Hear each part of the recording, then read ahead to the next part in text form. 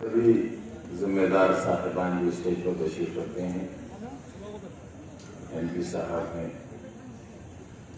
Chairperson साहिबा हैं और सभी लंबी फहरिस्त है पर साहब के बेटे साहब हैं जो खुद मिले हैं। और आप, मैं इस वक्त हिंदुस्तान का सबसे अदना, सबसे मुफलिस, सबसे गरीब, सबसे कमजोर, अब तक का हिंदुस्तानी बाशिंदा आपके सामने खड़ा हूं। मेरे हाथ खाली हैं, मेरा दिल खाली है, मेरा ज़हन खाली है। मेरी मेंबरशिप, मेरी रुकनियत, जिसे आपने मेरे जेल में रहते हुए बड़ी हिम्मत, बड़ी जुर्रत, बड़ी मोहब्बत से फतह हासिल की थी, इख्तिदार यही था। उत्तर प्रदेश में भी और केंद्र में भी भारतीय जनता पार्टी की सरकारें थीं, लेकिन आपने मुझे भारी वोटों से जीत दी थी। मैं एक छोटी सी कोठरी में था और ये मेरे दिल का टुकड़ा उसी अंधेरी कोठरी में मेरे साथ में। मेरी शरीका हाथ एक दीवार पार, जिसकी मसनूई कमर है, जिसमें उसकी हंसली टूटी हुई थी और वो अपने लरसते हुए हाथों के साथ तकरीबन 1 बरस जेल में रही थी। मेरा एक बड़ा बेटा जो अकेले घर में अपनी माँ, अपने बाप और अपने भाई की जिंदा वापसी का इंतजार कर रहा था। वो जागता ज्यादा था, सोता कम था, हंसता नहीं था और रोता ज्यादा था। और उसकी सिसकियां, उसकी आहें, उसकी तकलीफ जेल की उस कोठरी में मेरे लिए कर पैदा करती थी। मुझे इसकी कोई तकलीफ नहीं है आज। वजह यह है कि वो गुजरा हुआ कल था, एक बहुत ही भयानक ख्वाब है जो गुजर गया। लेकिन जेल जाने की वो जो हद थी, मैं कभी सोचता था कि हो सकता है मैंने जो कहा हो वो गलत हो। मैं अपने अल्लाह से माफी मांगता था, लेकिन आज के माहौल में मैं आपसे ये कहने आया हूं, मैं सही था। मैं कल भी सही था, मैं आज भी सही हूं। मैंने कल भी जालिम को अच्छा नहीं कहा और आज भी जालिम को अच्छा नहीं कहा। और मैं इंतजार करूंगा उस दिन का, मैं रहूं या ना रहूं, आप रहो। कोई ना कोई आप में जरूर ऐसा शख्स पैदा होगा जो आज के हालात का इंतकाम लेगा।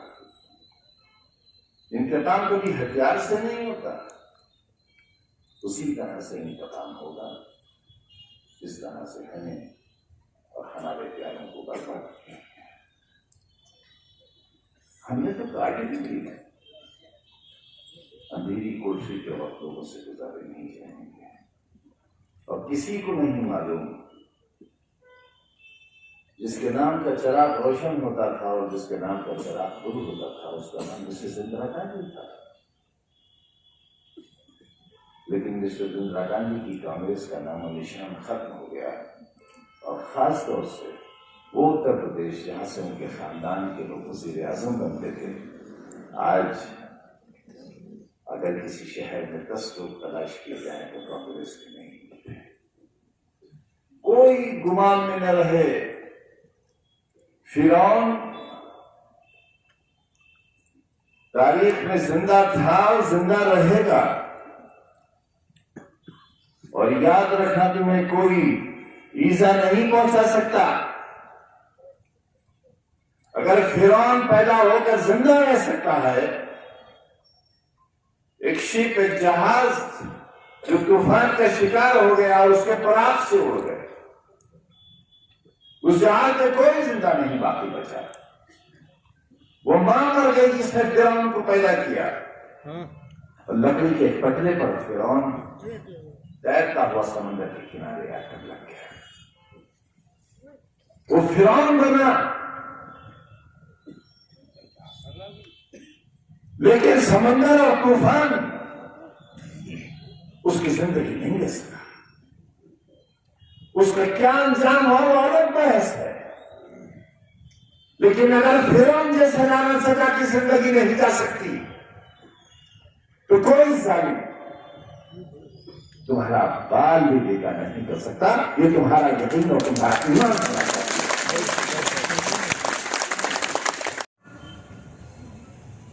समंदर पार कर लो और चला दो किश्तियां। इसलिए जला दो कि एक तरफ समंदर हो और दूसरी तरफ तुम्हारा दुश्मन हो। मौत इधर भी हो, मौत उधर भी हो, लेकिन ये मौत हो बुज़दिली की और वो मौत हो शहादत की, वो जिंदगी। मैंने इसी के लिए तैयार किया था आपको। मेरी 50 बरस की मेहनत रायगढ़ चली जाएगी, ऐसा खदशा है मुझे तो याद है वो दिन जब आपसे तकरीबन 45-47 बरस कम रजा टेक्सटाइल की हड़ताल चला रहा था। मैं तुम्हारी तरह छोटी उम्र का था, ऐसा ही था। मुझे टेलीफोन आया कि आप घर आ गए। मैंने कहा कि मैं वापस आ गया, खाना खाया। मुझसे कहा कि वापस लौट जाइएगा। मैंने पूछा क्यों? बोले आज अगर आप जाओगे तो शायद जिंदा वापस नहीं आओगे, लाश आएगी।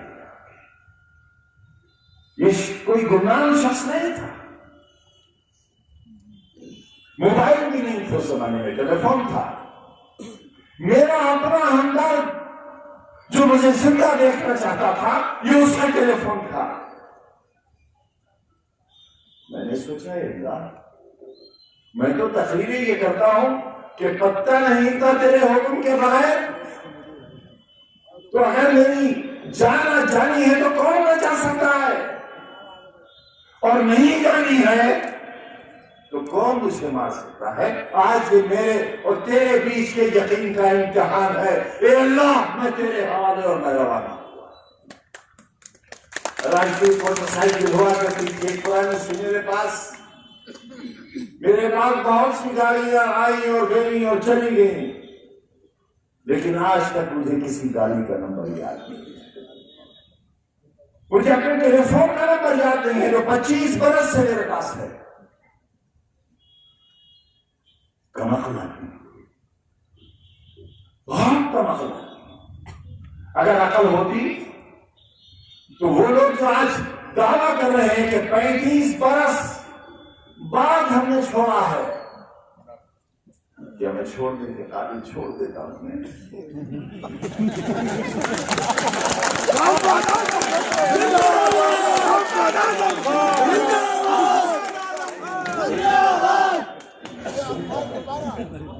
मैं सुनता हूं ये बातें, सुनता हूं।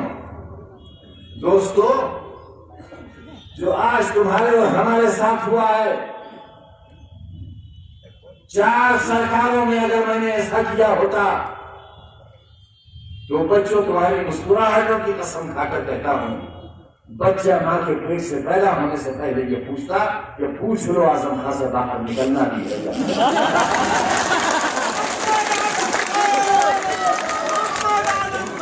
सवाल कीजिए, मैं मुजरिम हूं,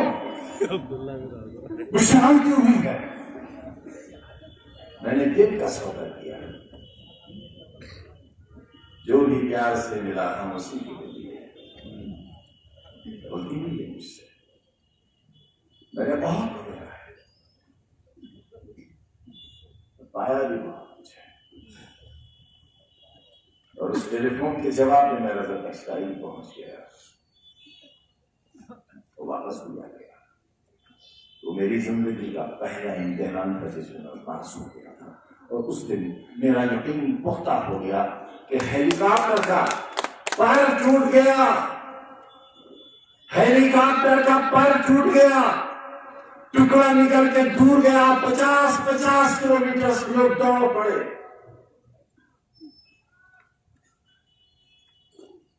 फायर ब्रिगेड की गाड़ियां दौड़ पड़ी, पुलिस की गाड़ियां दौड़ पड़ी।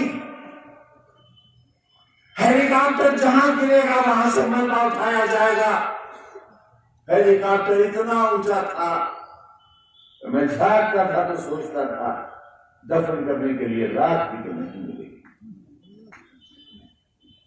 वो नाच रहा था ऊपर, कभी हाई टेंशन वायर पर उतरता था, कभी ट्रेन पर, और फिर एकदम ऊपर चढ़ जाता था। खौफ और दहशत में सारी दुआएं भूल गया, लेकिन एक दुआ याद रही, नस्रुम मिनल्लाह है। अल्लाह का उस पैदा करने वाली की कसम, बस एक दुआ याद, नस्रुम मिनल्लाह। और हेलीकॉप्टर नीचे गिरा, पूरी ताकत से गिरा, लेकिन जानते हो कहां गिरा? एक ऐसे खेत में जहां से आलू निकाले गए थे, वो इतनी पोली मिट्टी थी कि झटका तो लगा, लेकिन हेलीकॉप्टर में आग नहीं। मुरादाबाद का फसाद हुआ, मुरादाबाद के फसाद के दौरान है डॉक्टर साहब 48 घंटों के अंदर हम यहां से मदद के ट्रक लेकर पहुंच गए। हमारे कान से गोलियां निकलती थी, निशाने लिए जाते थे हमें मारने के, मैं नहीं मारा जा सका। कोरोना के मौत के बिस्तर पर 5 महीने लेटा रहा, मौत नहीं आई, मैं नहीं मर सका। मैं जिंदा हूं तुम्हारे सामने, तो जब जिंदा हूं तो याद रखना, जिंदा हूं।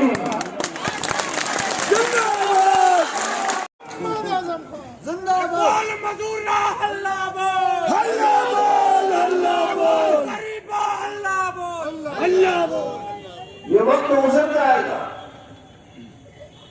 बहुत आसानी से गुजर जाएगा। याद नहीं, ये याद है 1977 में 19 महीने की जेल काटकर रामपुर लौटा था, जब जिंदगी की शुरुआत की थी। और आज जब जिंदगी के इस मोड़ पर खड़ा हूं, जेल से निकला हूं, और अरमान ये है कि फिर जेल में वापस भेज दिया जाऊं। फैसला वही होगा जो मालिक वही होगा, लेकिन तुम सजा मत देना। मेरे बच्चों, आप सजा मत देना। मैं जो सजा भुगत रहा हूं वो तुमसे उस बेपनाह मोहब्बत की सजा भुगत रहा हूं, जिसके नतीजे में ये सामने की दीवारें खड़ी हैं। इसकी सजा तुम्हारे इस खुशनुमा शहर की सजा भुगत रहा, तुम्हें गुलामी से निजात दिलाने की सजा भुगत रहा। वो ऊंचा किला और मेरी एक तरह की यादगारी तकरीर कि रामपुर के लोगों, एक दिन मैं तुम्हारे शहर को दुनिया के नक्शे पर लाऊंगा। लोग कहते थे पागल हो गया, दीवाना हो गया। और उस दिन एक वादा किया था मैंने कि देखो रामपुर वालों, तुमने कभी गौर नहीं किया, ये किले का गुंबद खाने खुदा के मीनार से ऊंचा है। उसका तकब्बुर अल्लाह के तकब्बुर से ऊंचा है, और जिसका तकब्बुर अल्लाह के तकब्बुर से ऊंचा है, उसे नेस्त और नाबूद हो जाना है, हर दिन नहीं सकता। अल्लाह से बगावत करने वालों, मालिक हकीकी के निजाम से बगावत करने वालों, बेगुनाहों को सताने वालों, बेगुनाहों की जाने लेने वालों, उनकी असमतें लूटने और लुटवाने वालों, उनकी नकाबें पलटने वालों, उनके मीनारों से लाउड स्पीकर उतरवाने वालों, अल्लाह के पहरों को सबसे अगर नहीं डरोगे तो उसका पहरों को सब बना सकते। और ये मैं बहुत पहले कह चुका हूं कि दुनिया वालों, जमीन वालों के साथ इंसाफ करो, और अगर तुम इंसाफ नहीं करोगे तो फिर आसमान वाला इंसाफ करेगा, और जब वो इंसाफ करेगा तो ताब नहीं ला पाओगे। भुज, गुजरात का अंजार याद करो। अगर न मालूम हो तो अपने मोबाइल में गूगल से निकाल लेना, भुज और अंजार का अंजाम सोच लेना, और फिर मेरे इन जुमलों को तोड़ लेना तराजू में। मेरे जुमले उस अंजाम से कहीं ज्यादा भारी समझ। इसलिए जमीन वालों के साथ सुलम करो। हम भी इंसान हैं, हमारी हिस्सेदारी है इस मुल्क में। यह हमारे अजदाद का मुल्क है। पसीना नहीं, खून बहा है हमारा। रेशमी रुमाल, उलमा की लाशें, बटे हुए कीड़े उनकी लाशों से, बहादुर शाह जफर के सामने जवान बेटों के कटे हुए सर। ये हमारा हिंदुस्तान भी है, ये हमारा वतन भी है। 1947 में थे, आप नहीं जा सकते थे पाकिस्तान, हम जा सकते थे, मगर हम नहीं गए, क्योंकि यहां दिल्ली की जामा मस्जिद है, यहां हमारे बुजुर्गों के मज़ार हैं, हमारे हुस्न की यादगार ताजमहल है, हमारी बुलंदी की यादगार कुतुब मीनार है। हम नहीं गए अपना वतन छोड़कर। हम अकबर की यादों को छोड़कर नहीं गए, हम जोधाबाई की यादों को भी छोड़कर नहीं गए। तुमने कैसे खूबसूरत हिंदुस्तान को बहुत बदलवा बनाने की शुरुआत की है, हम नहीं गए। इसलिए नहीं गए, इस छोटे से शहर को हमें गुलजार बनाना था, अपने बच्चों के चेहरों पर मुस्कुराहट लाना थी। और 2005 में जब जवाहर यूनिवर्सिटी का संग बुनियाद रखा गया, मैंने एक इलेक्ट्रॉनिक बोर्ड बनवाया और उस पर लिखा, मोहम्मद अली जौहर यूनिवर्सिटी आने वाली नस्लों का। देखे कि हमने जो वो हसी ख्वाब क्या हुए, वो वादा है अगर सो कम ख्वाब क्या हुए। हमसे तो बापू आपने ये कहा था कि न गोरे का न काले का, न छोटे का न बड़े का, न हिंदू का न मुसलमान का, ये वतन सबका होगा, इंसाफ तो सबके साथ होगा। हुआ इंसाफ इसके साथ?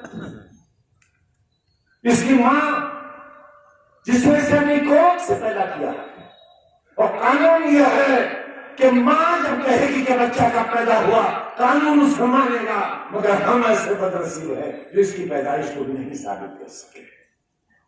हम अस्पताल के सर्टिफिकेट को सच्चा साबित नहीं कर सके, हम नगर निगम के सर्टिफिकेट को सच्चा साबित नहीं कर सके, हम डॉक्टर के बयान को सच्चा साबित नहीं कर सके।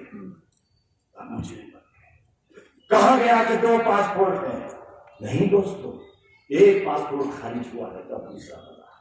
2 पैन कार्ड हैं, नहीं, एक खारिज हुआ है दूसरा बना है। ये हमने पहले कभी नहीं कहा, लेकिन आज इसलिए कहना चाहते हैं कि हम मुस्लिम नहीं हैं।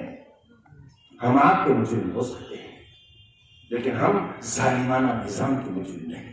हम जान दे देंगे, हम अपनी नस्ल खुद काट कर मर जाएंगे, लेकिन अपने चेहरे पर कोई स्याह दाग लेकर अपनी कब्र में हर किस नहीं जाएंगे।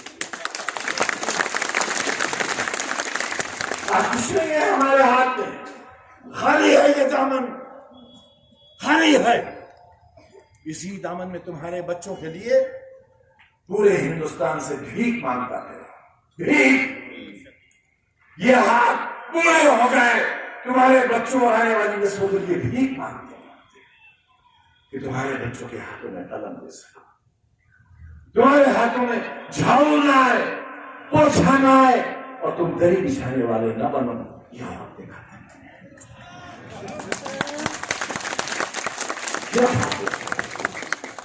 मेरे इस ख्वाब को टूटने लगे ना। मैंने पार्लियामेंट जीत कर दी थी तुम्हें, रामपुर वालों, और तुम्हारी थी, मगर तुम्हारी गफलत में से खो दिया। तुम्हारी काहिनी ने, एयर कंडीशन की ठंडी हवाओं में, नैनीताल की पुरफिजा फिजाओं में आसिफ राजा को नहीं हराया, एक उसूल हरा दिया, एक फैसला हरा दिया, एक मुस्तकबिल हरा दिया, एक उम्मीद हरा दी, एक अरमान हरा दिया, एक ख्वाब हरा दिया। अब ऐसा न कर देना, क्योंकि शायद हो सकता है मेरे साथ जो कुछ हो रहा है कि मेरा वोट देने का इख्तियार ये खत्म कर दिया। ये एक टेस्ट, एक तजुर्बा है कि आजम खान का यह हक खत्म होने के बाद हिंदुस्तान की इस दूसरी बड़ी आबादी का अगर यह हक खत्म किया जाएगा तो रद्द-ए-अमल कितना होगा। अगर इसके लिए तैयार हो, आसिफ राजा को चाहिए कि ऐलान कर दे कि उन्होंने अपनी उम्मीदवारी वापस ले ली है। और अगर इतने ही बुज़दिल जिंदगी गुजारना चाहते हो तो हमसे तो ये और अच्छा है कि कम से कम रात को अपनी हिस्सा पे तलाश ले। इस बुज़दिली की जिंदगी से मौत अच्छी है। जमाना याद तो रखेगा कि कुछ गैरतदार लोग पैदा हो गए थे, उन्हें तुमने जीने नहीं दिया। तुम्हारे हाथों से की हुई बहुत बड़ी मुबारक होगी। और अल्लाह को हासिल से जानकर कहते हैं कि मैं, मेरी अहलिया, मेरे रफ़ाक़ा, ये औरत जिसका शौहर आज जेल में बंद है, इसकी बेटी जिसका बाप आज भी जेल में बंद है, जिसका बेटा यहां खड़ा होगा उसका बाप आज भी जेल में बंद है, उसका क्या गुनाह है? गुनाह यह है कि मैंने उससे एक गलत काम कराया था कि रामपुर वाले प्यासे हैं, इनके पास पानी नहीं है, इनके लिए पानी का इंतजाम कर दो, और उसने 200 वर्ष के पानी का इंतजाम कर दिया। यह है खता, और इसलिए ये मासूम बच्ची मेरी बैठी हुई है अपने बगैर काम के। इसकी आंखों में आंसू भी नहीं है, खुश हो गए आंसू। मांगने नहीं आया,